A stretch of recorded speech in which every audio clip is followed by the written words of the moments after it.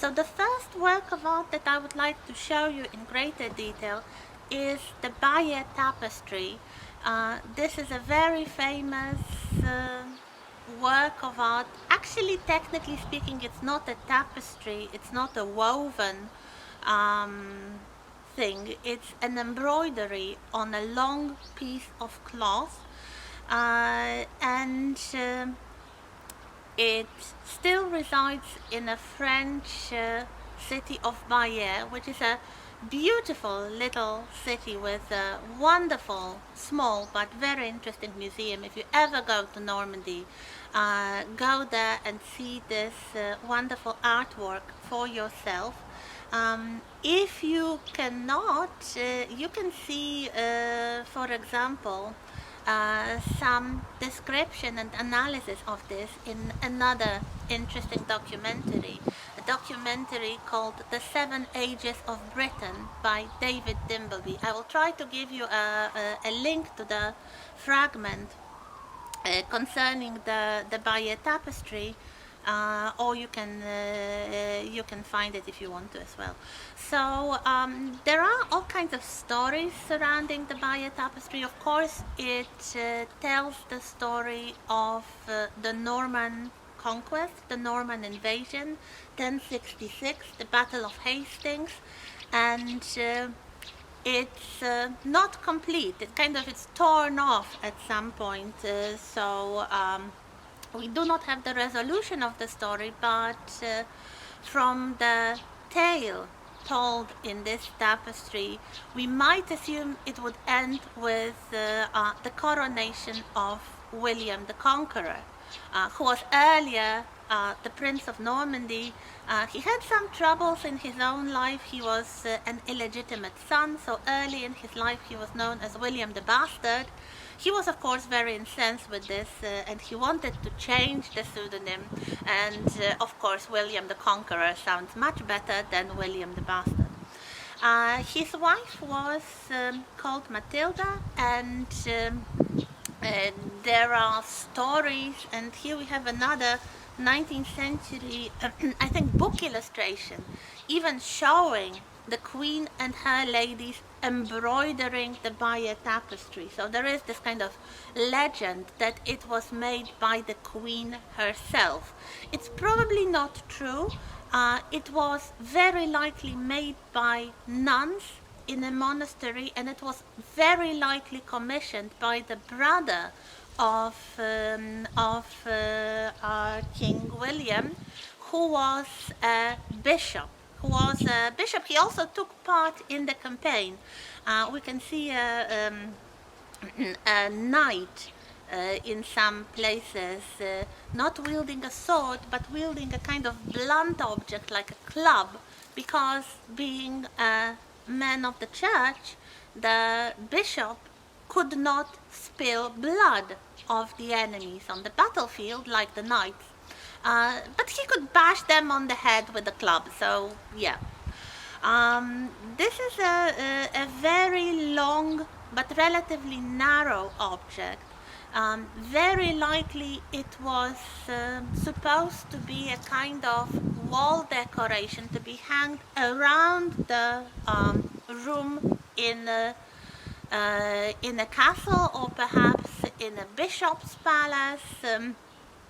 Probably a room that would house guests, where feasts would be held, so you would have important people for dinner, and then they could observe the whole story like a kind of cartoon, like a kind of comic strip, telling the entire story of the Norman conquest and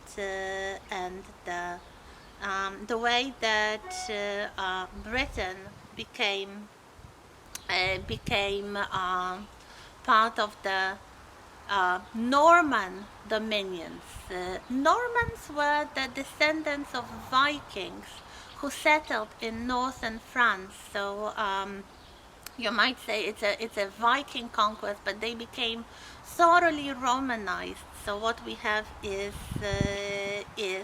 really French knights speaking a kind of version of the French language that would influence the English language tremendously, following mostly French customs, and William, as I said, being the Prince of Normandy before he became the King of England. So the story depicted on the Bayeux Tapestry starts with the situation in England under the old king, Edward the Confessor, one of the kings who would be canonized as Catholic saints. One of the things that made him a saint was his vow of celibacy. So he remained celibate despite the fact that he had a wife, but they had no conjugal relations, so of course he fathered no children. Towards the end of his life, the problem arose: who would be the successor, who would be the next king of England? And the story, it's quite a long and complicated story. I advise you go to at least the Wikipedia site, or perhaps the site of the Bayeux Museum, and you'll just see this whole tale, one part after the other. The important hero of this story is a man called Harold, who was a prince, and he was supposed to be the inheritor, the heir of King Edward. But according to the version of the history told at the Bayeux Tapestry, earlier, before he accepted the crown of England, he was a vassal lord to William of Normandy. So whatever titles he decided to accept, he accepted them. This is the official ideology, of course. He accepted them in place, or in the name of Prince William. So when Harold was offered the crown of England, it was William who should take the crown because Harold was his vassal lord. We have a moment in the tapestry when Harold very solemnly swears the oath of allegiance to William, touching with his both hands two reliquaries with the bones of saints. This is something like the most holy oath a person could take, if you take into account the role of faith in medieval mindset, and the role of the saints, and the reliquaries holding the bones of the saints. So when Harold refused to give up the crown to William, he became a traitor. He became an immoral villain who needed to be punished for this horrible act of treachery, because he actually swore on the relics of the saints. Then we have some interesting moments. We have the consecration of Westminster Abbey. We have the moment of death of King Edward, and his funeral in the new abbey. So he was the first English monarch who was buried in Westminster Abbey. The spies or other informers get the news to William, and he believes that he now should become the King of England, but the spies tell him that Harold had himself crowned to be the next king. So what happens is, of course, the decision of the invasion and the kind of retributive action is taken, and the soldiers, the knights of William, try to prepare for the crossing of the Channel. We have long, long stories about the trees being felled and the boats being built and the horses being brought to the boats and the whole army crossing the channel, landing in England, building some sort of wooden fort there to have like a base and having the first feast on the English shore, while the new king, the imposter king from William's point of view, um, prepares for the attack. And then what we have is a long, long tale of the battle itself, with the cavalry charging and the knights fighting. There are some dramatic moments during the battle itself. There is a moment when somebody screamed or believed that William was killed, and his knights started to be very upset. So William removed a part of his helmet to show his face, that he was still there, that he was still leading the charge. The battle ends with another very dramatic moment when King Harold is actually shot by an arrow through the eye. So, according to the history, to the legend, this is how he died. He received a mortal wound in the head with an arrow, and then he was hacked by the soldiers. So much so that it was quite difficult to recognize his body on the battlefield. Apparently, this was done by his pregnant wife. So we don't have this scene here. We don't have the aftermath of the battle. We just have the moment when the battle is concluded. And then, as I said, the tapestry itself is torn off, so we do not really know how much is missing. What is definitely missing is the final outcome. We have the coronation of Harold in the beginning, so probably it ends with a splendid coronation of William in Westminster Abbey to be the legitimate King of England, and William the Conqueror, and not the dreaded William the Bastard.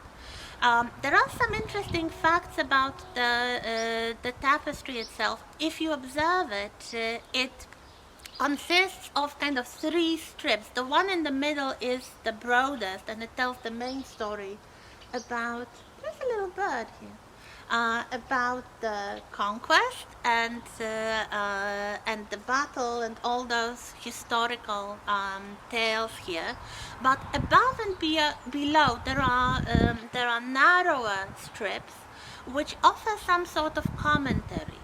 Very often they show animals, sometimes symbolic beasts, sometimes something that is recognizable still. For example, there is this little part at the bottom strip in which we have what really looks like the illustration of one of Aesop's fables. So those ancient stories, the little tales about animals. So there is a story about the raven and the fox and the cheese. Remember it? Like there was a raven on a tree with a cheese in its beak, and the fox came and wanted to eat the cheese, so he started praising the beautiful singing voice of the raven, and the raven was of course vain, so in the end he decided to demonstrate his beautiful singing. Well, have you ever had a singing raven? But he dropped the cheese, so the fox grabbed the cheese and ran away. So here we have exactly this image of a bird and an animal that looks like a fox, and something, a little round object, which is a cheese probably, between them.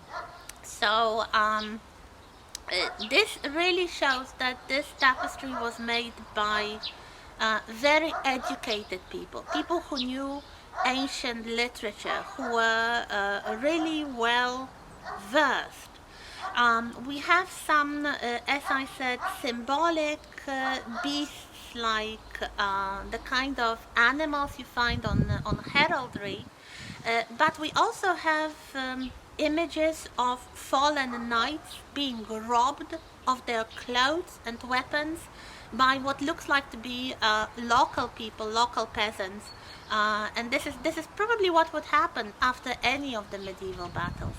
Actually, it was common for the aristocrats not to kill their opponents, but to take them hostage and claim some sort of compensation money from the families. But if somebody died, their body would be very likely robbed bare by the local people who were just local peasants. They were not engaged into the wars of the nobility. We have very few women, so this is yet before the popularization of the troubadours and the courtly love. So what we have is just, I guess, I found this one. One woman leading a child away from a burning house. So it's probably the Normans who set fire to a village or a little town on their way, and we have the civilians escaping from the fire. There is somewhere, if I remember correctly, also a nun presented. So these are just only two women for those long stories about men fighting and the knights and the politics and the military valor that is visible at the great majority of the tapestry. Two more interesting details. One is a comet, which actually was seen, and we have the comet in the sky, and so above the main tail, and we have some people pointing to the comet because according to the mindset of the of the medieval people, a comet was a harbinger of some dramatic change, usually something catastrophic would happen, like a big war with the change of dynasty. So this is like the prophecy. And there is one actual supernatural element, something that you can easily miss. So when Westminster Abbey is consecrated and the body of King Edward the Confessor is laid to rest there, we actually see the heavens opening and the hand of God himself blessing the new cathedral. So this is the only supernatural element in the whole tapestry, but it's a very telling one. To indicate that the old king was a very pious man, indeed a saint. He became quickly canonized, and you will see him today one more time, I guess. So that's what you will be able to observe, and yeah, that's the beginning of a new dynasty. That's the beginning of the new way of thinking. And of course, one of the things that happened shortly following the Norman invasion was the introduction of the Norman-born aristocracy, the knights, the followers, the vassals of the new king, King William the Confessor, and William the Conqueror. One of the first things they started doing was, of course, building castles for themselves.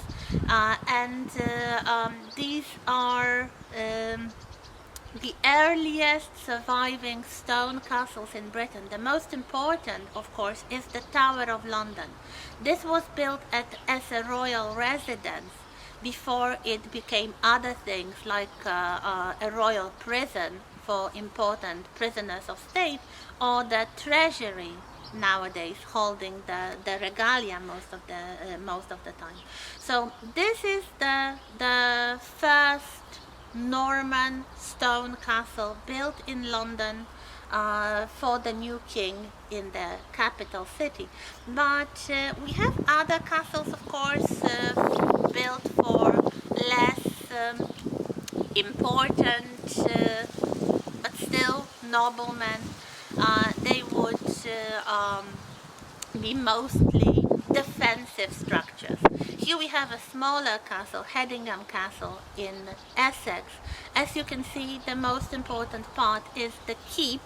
So the central part, which has an elevated entrance. So it was difficult to get into the keep by invaders.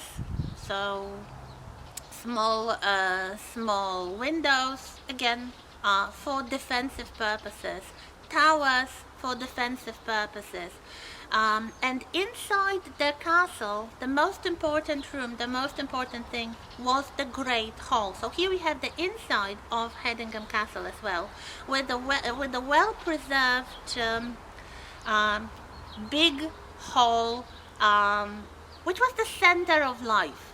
It was the place where the lord of the castle held his business, where he met his vassals, where he had the feasts, where his retinue, his soldiers and bodyguards slept at night on some sort of mattresses that were removed during the day. This was not a very pleasant living space, but it was safe, it was secure, and it really helped to keep the power of the Normans. Later, what we have are the castles built by the next dynasty, the Plantagenets, and especially King Edward I. Edward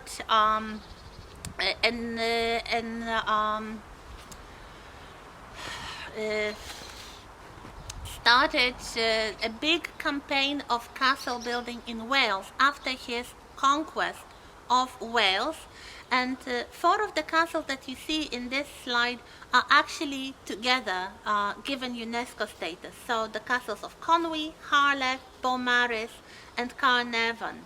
These are the castles that were ordered or commissioned by Edward I, the first of the Plantagenet dynasty. The castle of Carnarvon is quite interesting. This was the place where the eldest son of the king, Edward II, was born, and this is the moment when we start having the title of the Prince of Wales given to the eldest son of the king. There is an interesting story set in Carnarvon. There was apparently a council of the conquered Welsh lords, and King Edward promised that he would choose one of them or someone to become the new Prince of Wales. And the Welsh lords had some conditions. They wanted somebody who was born in Wales and who didn't speak English.